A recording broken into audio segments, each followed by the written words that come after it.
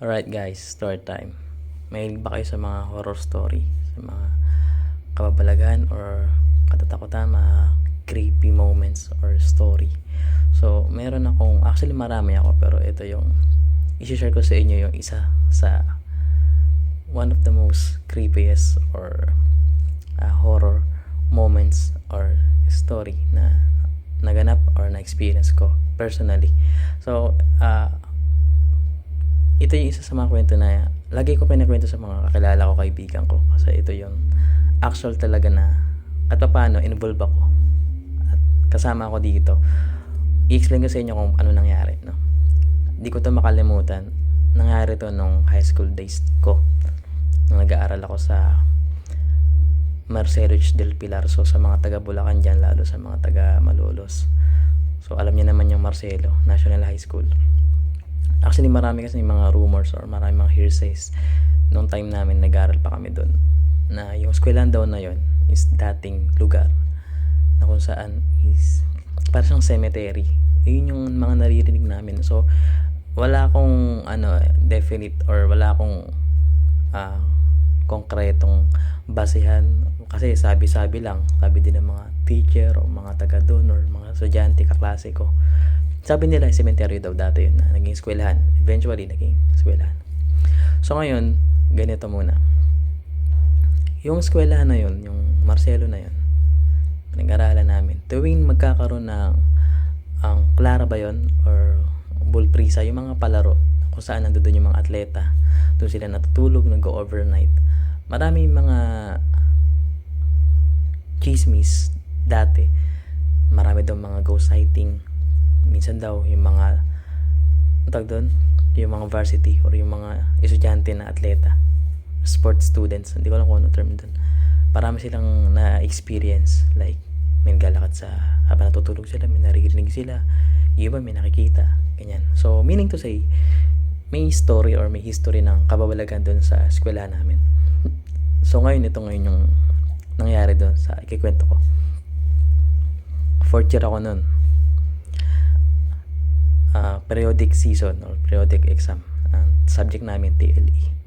So yung TLE rooms or yung TLE na area ng doon sa Marcelo, medyo bandang likod siya.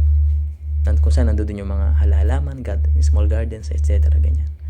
So ngayon, dahil periodic season, so may exam, ang setting nung room is one seat apart.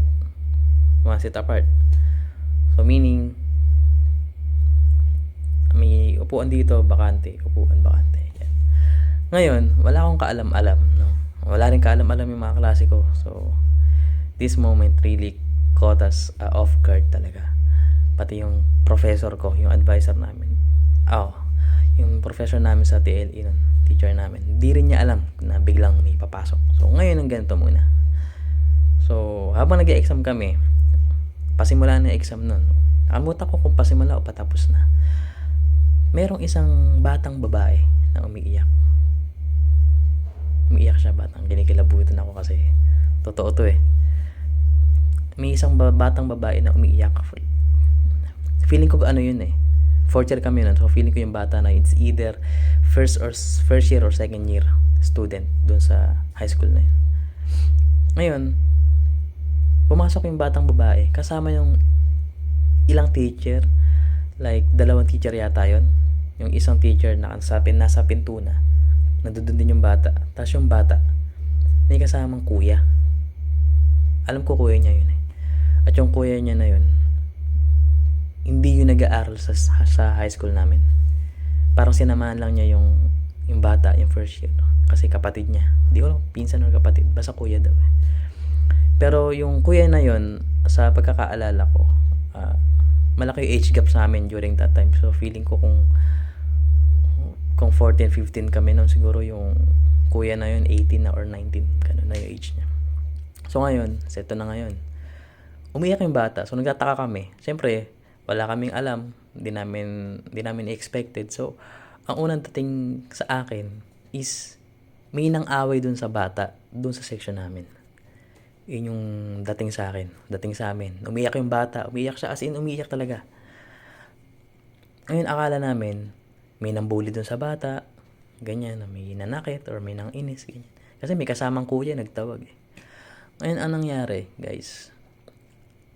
Bumulong yung kuya o yung teacher dun sa bata. Kinikilabutan ako. Bumulong yung kuya dun sa kapatid niya. Ang ginawa ng bata, guys, tinuro ako. Kinikilabutan talaga ako, Rafi. Tinuro ako ng bata. Ngayon ako naman, kinabahan ako kasi syempre, ang laki ng age sa akin ng kuya niya. Isang feeling ko, babanatan ako, babawian ako, abangan ako sa gate sa labas. Uso kasi sa amin yun eh, inaabangan sa labas. Kinabahan ako. Tapos, syempre naman ako, astang-astig sa mga classmate ko. Kuwari, di ako apektado. Kuwari, doon nasisindak. Sabi ko, gaganon-ganon pa ako. Sabi ko, titingnan-tingnan ko pa yung kuya niya eh. Kasi nga, syempre, cool-cool pa, hip-hop ako nun eh. So, maya-maya, umiyak yung bata. Tatanong kami mga classmate ko pati sa advisor namin. Ma'am, bakit po tinuro si Jeyo? Ba't po umiyak yung bata? Sino po yung kasama? Daming tanong. Inulan na ng tanong yung professor namin. Tapos, after ako ituro ng bata, so, pinagtinginan ako, as in talaga guys, nakakaya, na nakakakaba, na nakakatakot yung pakiramdam ko nun. Tinuro ako ng bata, na hindi ko alam kung ba't niya ako tinuro. Tapos nagtinginan sa akin yung mga klase ko, na, Jeyo, ikaw, ganyan. So, wala naman kasi kami alam eh. Yung professor din namin, walang idea. So, after ako ituro ng bata, naglakad na sila, nung teacher, nung kuya niya, saka yung bata, sa ibang room naman. So, ayan. So, kami na ngayon na mga curious, na mga takantaka, tinanong na namin ngayon yung teacher namin. So, sabi namin, ako yung nanguna. Sabi ko, ano po yun? Ba't po ako tinuro? Di ko naman po kilala yung bata. Hindi ko po alam kung ano nangyari. Wala po ko idea. Di ko siya kilala, ma'am. Never po. Di ko po. So, sabi niya, ganito, hindi naman siya binuli or what. Wala ka din kinalaman, sabi niya sa akin. Yung bata na yun, may third eye yun. Chichills ako.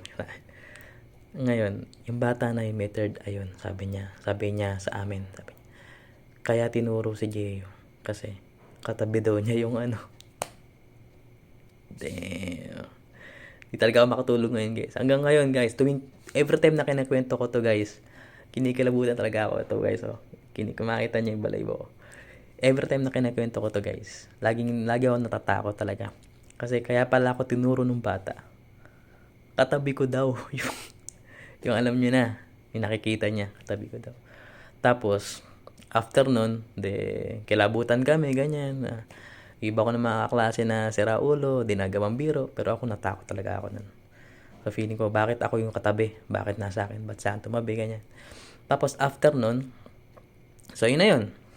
So, yung bata, after nila maglibot, tas ang balita namin nun, after maglibot dun sa ibang area, ibang room, marami daw talaga nakita yung bata. At marami ding mga experiences yung mga teachers sa faculty room. May mga gamit na naiiba ng pwesto, may mga upuan na gumagalaw, may mga locker na umuusad, ganyan, may mga nawawala, ganyan. Tapos may mga nagkakasakit. Ayun yung isa sa feeling ko, kahit pa paano, medyo feeling ko extreme siya kasi hindi man ako yung nakakita, pero involved din kasi ako dahil ako yung tinuro. So, isa yun sa mga experiences na hindi ko makakalimutan.